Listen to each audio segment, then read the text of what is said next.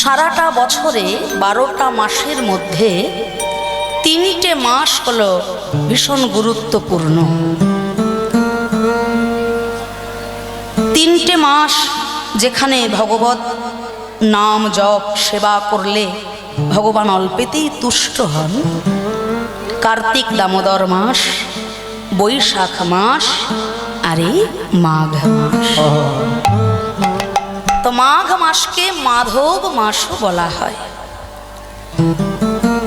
আমাদের 12টা মাস নিয়ে হয় একটা বছর, তাই তো?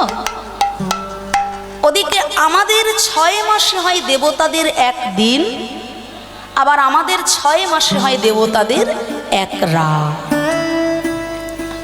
12 ঘন্টায় আমাদের একদিন, 12 ঘন্টায় আমাদের এক রাত। কিন্তু আমাদের 6 মাসে দেবতাদের একটা রাত, আবার আমাদের 6 মাসে দেবতাদের একটা দিন। তাহলে এই জায়গাটা একটু ভালো করে হিসেব করতে হবে। আষাঢ় মাসে রথযাত্রা হয়ে গেল। শ্রাবণ, ভাদ্র, আশ্বিন, কার্তিক, অঘ্রাণ, পৌষ, এই 6 মাস ছিল দক্ষিণায়ন, দেবতাদের বিশ্রামের সময়। তাহলে পৌষ মাস পর্যন্ত দেবতাগণ বিশ্রাম করেছেন, নিদ্রাচ্ছন্ন ছিলেন, তাদের রাত্রিকাল। পৌষের যে সংক্রান্তি হয়ে গেল, শুরু হলো মাঘ মাসের সূচনা। এই মাঘ, ফাল্গুন, চৈত্র, বৈশাখ, জ্যৈষ্ঠ, আষাঢ়, এই 6টি মাস হলো উত্তরায়ণ, দেবতাদের দিবস। তাহলে স্বর্গের যত দেবতাগণ জাগরিত হয়েছেন এই মাঘ মাসের। তা এই মাঘ মাসের বিশেষ কিছু উপকারিতা রয়েছে কিছু কর্মের মাধ্যমে। যেমন এই মাঘ মাসে বিশেষ গুরুত্ব পায় 3টি সেবা।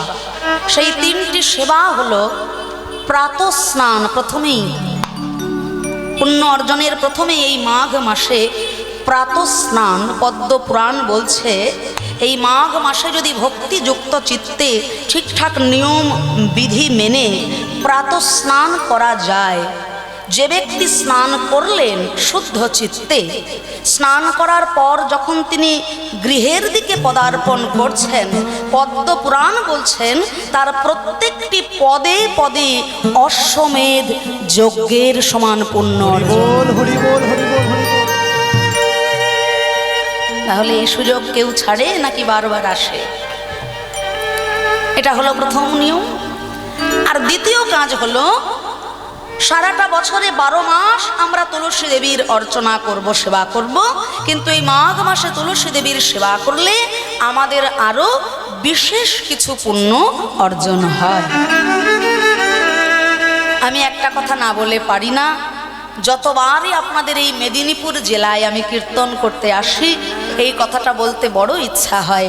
সেটা পূর্ব মেদিনীপুর হোক বা পশ্চিম মেদিনীপুর হোক, আপনাদের এই মেদিনীপুর জেলার একটি বিশেষ ঐতিহ্য যা আপনারা বহন করেছেন।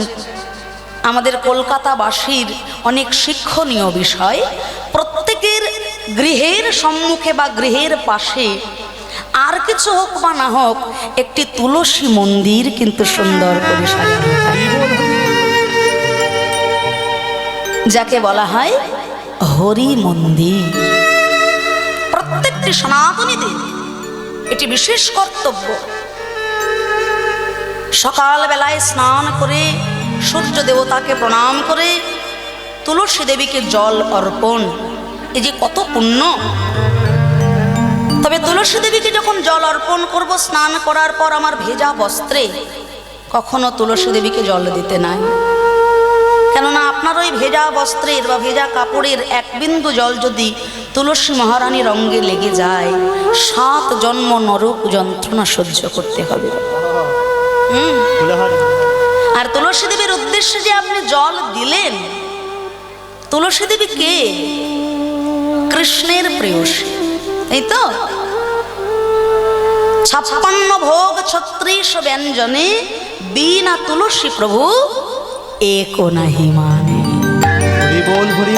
56 ভোগ 36 ব্যঞ্জন রন্ধন করেছেন, কিন্তু ওই রন্ধন ব্যঞ্জন আদির ওপরে যদি একটি তুলসী পত্র না দেন ভগবানের সেবায় লাগবে না।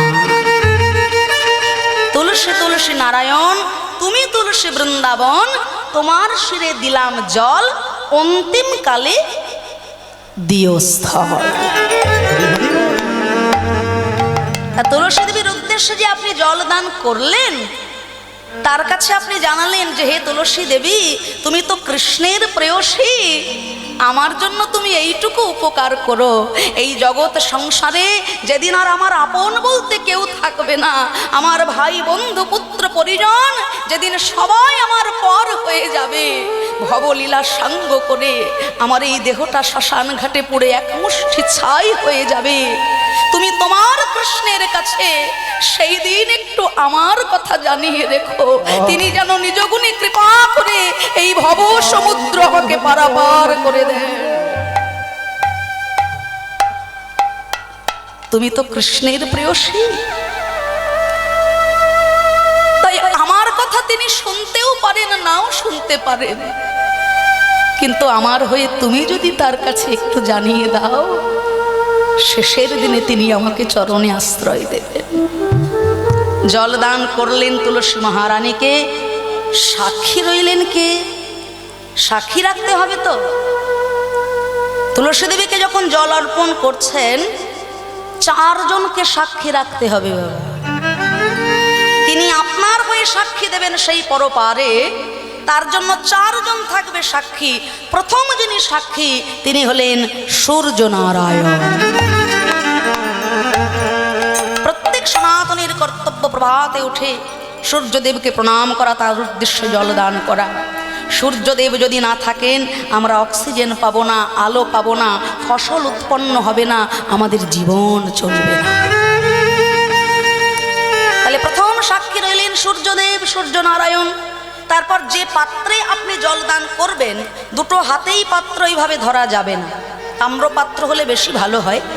তো ডান হাতে পাত্র ধরবেন, বাম হাত থাকবে এই কনুইয়ের নিম্নভাগে, কনুইয়ের নিচে। কেন? কেননা শুধু জলদান নয়, যে কোনো শুভ কাজ করতে গেলে এই কনুইয়ের নিচে আমরা হাত রাখি। কেন? তারও একটি বিশেষ কারণ আছে। আসলে এই জায়গাটি হলো ত্রিবেণী সংযোগ স্থল। আরো যে 3 জন সাক্ষী রইলেন আপনার শুভ কাজে, তারা হলেন গঙ্গা, যমুনা, সরস্বতী। এই জায়গাটায় ত্রিবেণী সংযোগ স্থল। সেই গঙ্গা, যমুনা, সরস্বতীর যে কোনো শুভ কাজে আপনার হয়ে সাক্ষী থেকে গেল আপনার জীবন।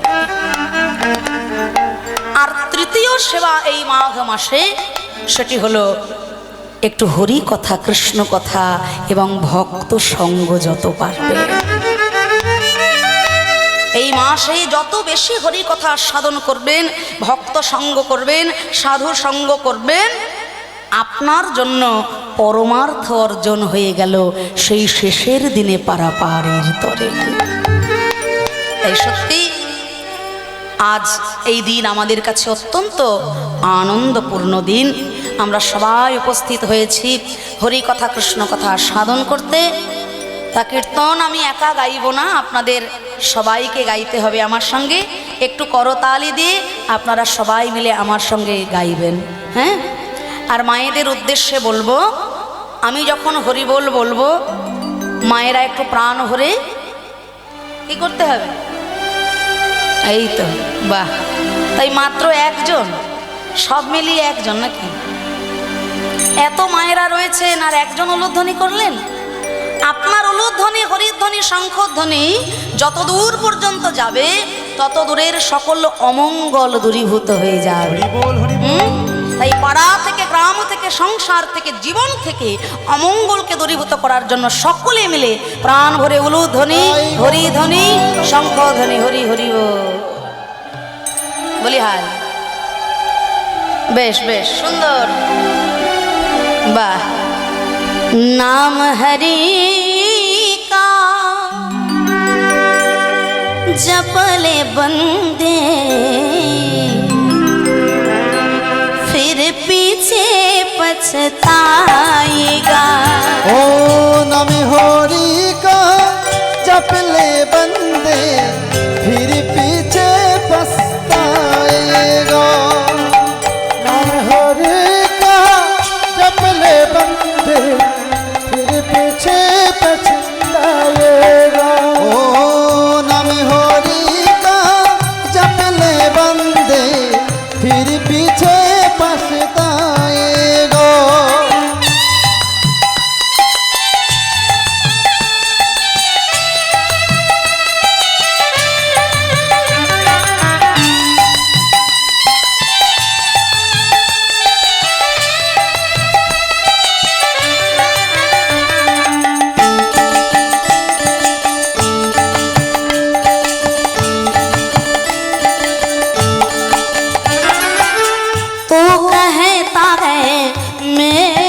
काया काया का गुमान क्या,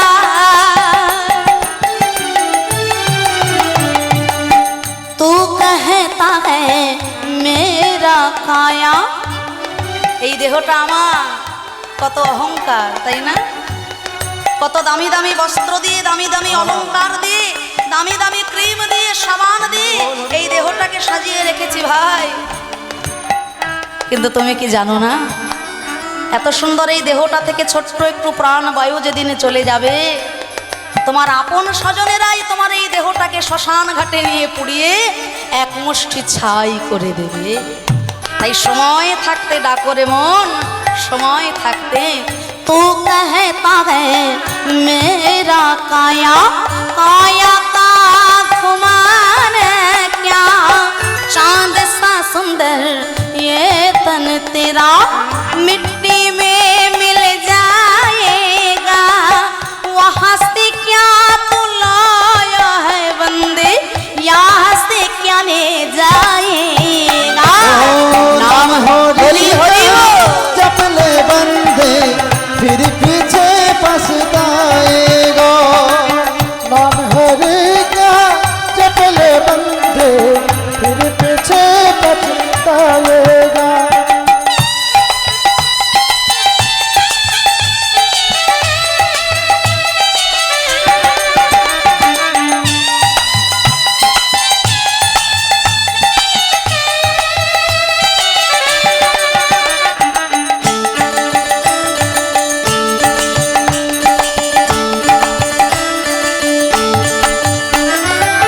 जपना है तो जप ले बंदे, आखिर तो मिट जाएगा। जपना है तो जप ले बंदे, आखिर तो मिट जाएगा। कहता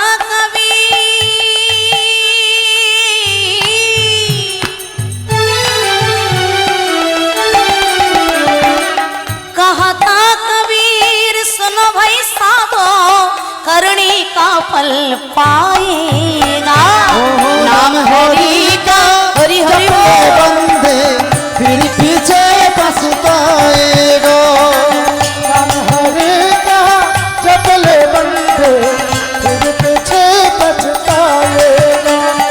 हरे कृष्ण कृष्ण कृष्ण हरे हरे, हरे राम राम राम हरे हरे। এই 16 নাম 32 অক্ষর বিনা হতভাগ্য জীবের মুক্তির কোনো উপায় নাই। সকলে আমার সঙ্গে করতালি দিয়ে হরে কৃষ্ণ মহামন্ত্র নাম গাইবেন। হ্যাঁ, আমি একবার গাইবো, আপনারা একবার গাইবেন, একটু জোর গলায় সবাই মিলে গাইবো উচ্চ ঈশ্বরে প্রাণ ভরে। হরে কৃষ্ণ কৃষ্ণ কৃষ্ণ হরে হরে, হরে রাম রাম রাম হরে হরে। এইবার সবাই, আচ্ছা সুন্দর। আচ্ছা মায়েরা সবাই, শুধু সামনে যারা রয়েছেন তারা বললে হবে না, ওই যে যারা চেয়ারম্যান হয়ে বসে আছেন পিছন দিকে তাদেরও বলছি, আপনারা চেয়ারে আছেন চেয়ারম্যান, আর মায়েরা জমিতে রয়েছে মায়েরা জমিদার, আর আমি চৌকিতে আমি চৌকিদার নাকি, আমি চৌকিতে তাই চৌকিদার, আপনারা সব চেয়ারম্যান আর জমিদার। তা যাই হোক, চেয়ারম্যান হও আর জমিদারি হও না কেন, শেষের দিনে কিন্তু সবাই মিলেমিশে এক, কেউ আলাদা জায়গায় যাবে না, সবাই একই জায়গায় যাবে। হ্যাঁ, তাই সবাই মিলে একটু উচ্চ স্বরে গাইব। সেবার ব্যবস্থা আছে সবার, কোনো চিন্তা নেই। একটু প্রাণ ভরে আনন্দ করে হরে কৃষ্ণ কৃষ্ণ কৃষ্ণ হরে হরে, হরে রাম রাম রাম হরে হরে, কৃষ্ণ কৃষ্ণ কৃষ্ণ হরে হরে, হরে রাম রাম রাম হরে হরে, হরে কৃষ্ণ কৃষ্ণ কৃষ্ণ হরে হরে, হরে রাম রাম রাম হরে হরে।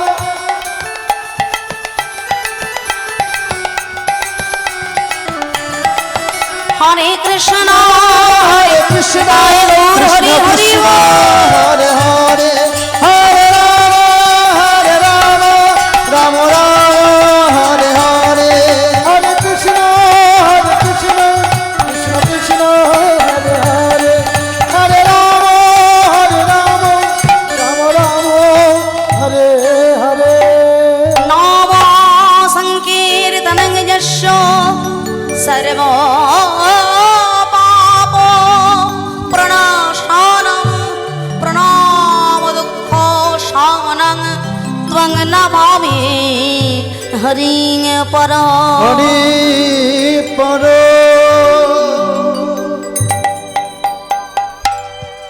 মধুময় শ্রীধাম নবদ্বীপ, যে নবদ্বীপের আকাশ মধুর, বাতাস মধুর, পশু পাখি বৃক্ষলতা সুরধ্বনি গঙ্গা সকলই মধুর। সেই মধুর নবদ্বীপ ধামে মধুর গতি সুমধুর প্রেমময় শ্রী গৌরাঙ্গ মহাপ্রভু আমার ভক্ত সঙ্গে হরি সংকীর্তনে তিনি মত্ত। মহাপ্রভু শুধুই ভক্ত সঙ্গে হরি সংকীর্তন করেননি, বিদ্যা শাস্ত্র তর্ক যুদ্ধে কত বড় বড় দিগ্বিজয়ী পণ্ডিতদেরকে তিনি পরাজিত করেছেন। কত বড় বড় পণ্ডিতদেরকে তিনি শাস্ত্র যুক্তি দিয়ে তর্ক যুদ্ধে পরাজিত করেছেন। আজ নবদ্বীপে এসেছেন কেশব কাশ্মীর, ভারতবর্ষের 3 দিক তিনি তর্ক যুদ্ধে পরাজিত করে পরাস্ত করে মনে মনে চিন্তা করলেন এই নবদ্বীপ ধাম হলো শিক্ষার এক মূল কেন্দ্র। এই নবদ্বীপ ধামে বিশেষ বড় বড় টোল আছে এবং মহা মহা পণ্ডিতের বাস। শিক্ষা অর্জন বিদ্যা অর্জনের জন্য তখনকার দিনে নবদ্বীপে ছুটে আসতেন সবাই। তিনি মনে মনে চিন্তা করলেন যে নবদ্বীপ ধামে এসে আমি যদি আমার পাণ্ডিত্যই না দেখালাম তাহলে আমার জীবনে আর কি করলাম, তাই না? তাই কেশব কাশ্মীর চিন্তা করলেন যে এই নবদ্বীপ ধামে এমন কোন মহাপণ্ডিত আছে যার সঙ্গে আমি তর্কযুদ্ধে বসতে পারি। কেশব কাশ্মীর যখন এই বার্তা নবদ্বীপ ধামে দিলেন, বড় বড় মহাপণ্ডিতরা যারা টোলের শিক্ষক তারা পর্যন্ত কেশব কাশ্মীরের সঙ্গে ন্যায় যুক্তি তর্কশাস্ত্র নিয়ে আলোচনায় ভয় পেলেন, যদি হেরে যায়। পথচারী একজন ব্যক্তি বললেন, বাবা ঠাকুর, শাস্ত্র চর্চা যদি করতে হয় আমাদের নিমাই পণ্ডিতের সঙ্গে একটু বসো। ভারতবর্ষের 3 দিক জয় করে কেশব কাশ্মীরের মনে হয়েছিল একটু অহংকার, যে তাহলে আমার থেকে বড় পণ্ডিত বুঝি এই বিশ্ব চরাচরে আর না। সরস্বতী মা যার জিও ভাই বিরাজিতা, সরস্বতী মাতা যার জিও ভাই বিরাজিতা, যিনি সরস্বতীর বরপুত্র, তার কি কোনো ভয় থাকে? হ্যাঁ, বিদ্যা নিয়ে শাস্ত্র চর্চা নিয়ে। তা বললেন, কোথায় আছে তোমাদের নিমাই পণ্ডিত? না, নিমাই পণ্ডিত রয়েছে সুরধ্বনি গঙ্গার তীরে সকল ভক্ত সঙ্গে হরি সংকীর্তনে বিভোর। কেশব কাশ্মীর ছুটে এলেন, ওইটুকু একটা ছোট্ট ছেলে, হ্যাঁ, ও কিনা আমার সঙ্গে তর্কযুদ্ধ করবে। এই যে প্রথমেই মহাপ্রভু কি করলেন না, করজোর করে বললেন, হে পণ্ডিত বর, আমি সাধারণ একটা ছেলে, আপনার থেকে বয়সে অনেক ছোট, আপনার সঙ্গে তর্কযুদ্ধে আমি কি বা পারবো? এই যে দেখুন, যার মধ্যে বিদ্যা থাকবে তার কিন্তু হৃদয়টা কলুষপূর্ণ হবে না। বিদ্যা পঞ্চনৃপতঞ্চ নৈব তুল্য কদাচন স্বদেশে পূজ্যতে রাজা বিদ্যান সর্বত্র পূজ্যতে। হরি বল, হরি বল, হরি বল। একজন রাজাকে রাজত্বের মধ্যে প্রত্যেকে সম্মান করে, প্রত্যেকে ভক্তি করে, এটাই প্রজার কর্তব্য। কিন্তু রাজার সম্মান শুধু আপনার দেশে, বিদ্যার সম্মান কিন্তু আছে দেশে।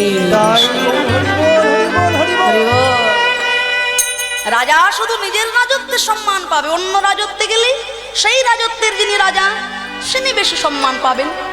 কিন্তু যার কাছে বিদ্যা আছে তিনি কিন্তু প্রত্যেকটা দেশেই, প্রত্যেকের কাছেই পূজনীয় এবং প্রণম্য। তা বিদ্যা যদি তোমার মধ্যে থেকে থাকে, বিদ্যা যেন স্বচ্ছ হয়, কলুষপূর্ণ বিদ্যা জগৎ সংসারের কোনো কাজে লাগে না। এই যে আগামীকাল